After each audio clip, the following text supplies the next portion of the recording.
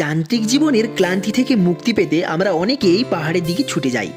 আমার এইবারের গন্তব্যস্থল ছিল ভারতের উত্তর পূর্বাঞ্চলে অবস্থিত এক ক্ষুদ্র অথচ অপূর্ব রাজ্য সিকিম। প্রাকৃতিক সৌন্দর্য, শান্ত পরিবেশ, বরফে ঢাকা পাহাড় আর ইতিহাসে মোড়ানো গন্তব্য সব মিলিয়েই এক অপূর্ব অভিজ্ঞতা হয়েছিল।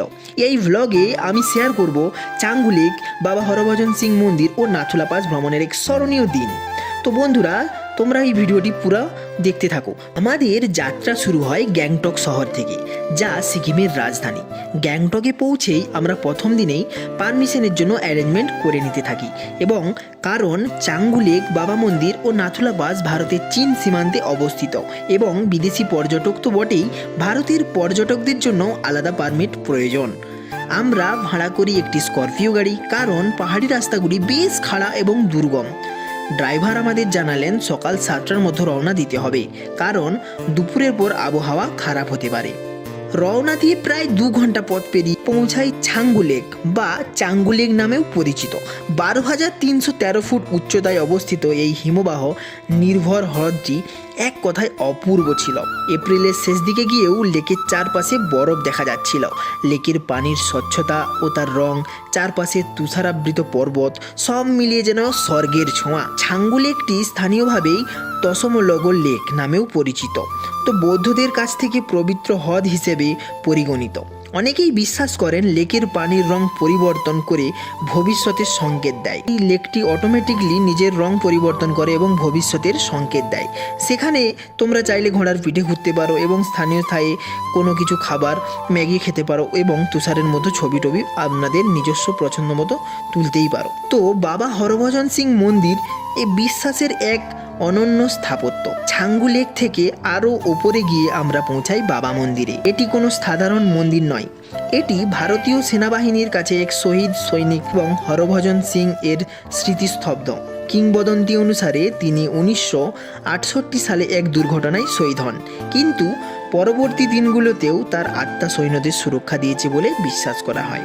মন্দিরটি অত্যন্ত পরিচ্ছন্ন এবং সেনাদের সদস্যরাই এর দেখভাল করেন। ভিতরে প্রবেশ করলে দেখা যায় হরভজন সিং এর ইউনিফর্ম, খাট, পালিশ করা বুট এবং তার ব্যবহারের জিনিসপত্র সাজিয়ে রাখা রয়েছে। তিনি যেন সেখানেই এখনও বাস করেন।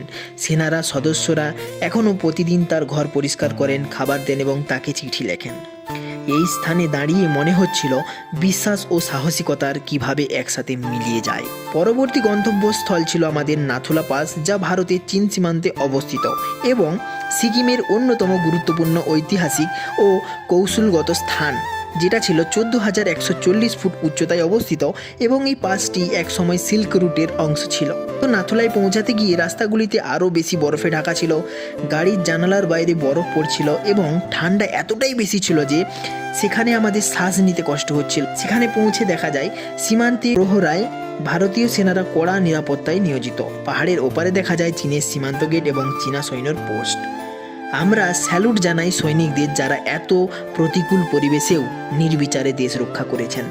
নাথুলা পাসে ছবি তোলা সীমিত এবং নিরাপত্তাজনিত কারণে অনেক জায়গায় বন্ধ থাকে, কিন্তু সে কটা মুহূর্ত সেখানে কাটিয়েছি তা চিরদিন স্মরণীয় থাকবে। গ্যাংটকে ফিরে রাতে হোটেলে বসে মনে হচ্ছিল আজকের দিনটা যেন কোনো স্বপ্ন ছিল।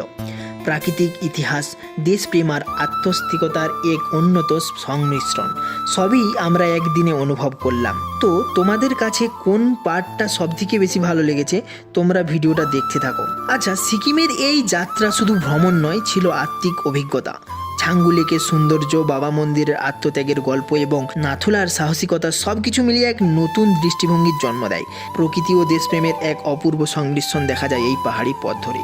যদি আপনি প্রকৃতি ভালোবাসেন, ইতিহাসের ছোঁয়া খোঁজেন আর নিজের ভিতরে শান্তির খোঁজে থাকেন, তাহলে সিকিমের এই ট্রিপ আপনার জন্য অবশ্যই বাকেট লিস্টে রাখা উচিত। তো ভিডিওটি যদি ভালো লাগে তোমরা এখনই সাবস্ক্রাইব করো চ্যানেলটিকে এবং তাড়াতাড়ি সাবস্ক্রাইব করো। ভিডিওটি ভালো লাগলে লাইক করো।